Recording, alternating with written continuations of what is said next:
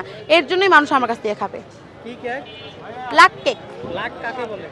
কপাল, ভাগ্য, কপাল খুলে যাওয়ার কেক শেষ হয়ে গেছে। ওটা কই? শেষ আলহামদুলিল্লাহ। শেষ? হ্যাঁ, নেক্সট পুডিং কেকও শেষ।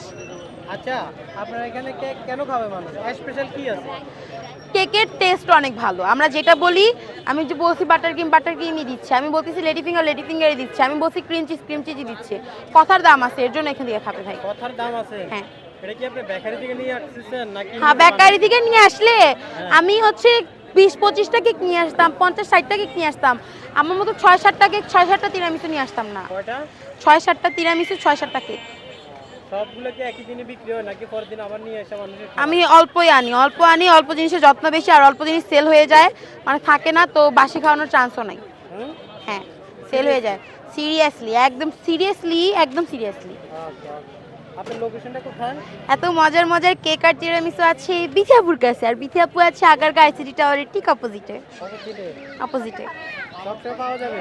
সব সময় পাওয়া যাবে ভাই, নাও পাওয়া গেলে আমি বলে যাই যেদিন আসবো না। ঠিক আছে, ধন্যবাদ আপনাকে।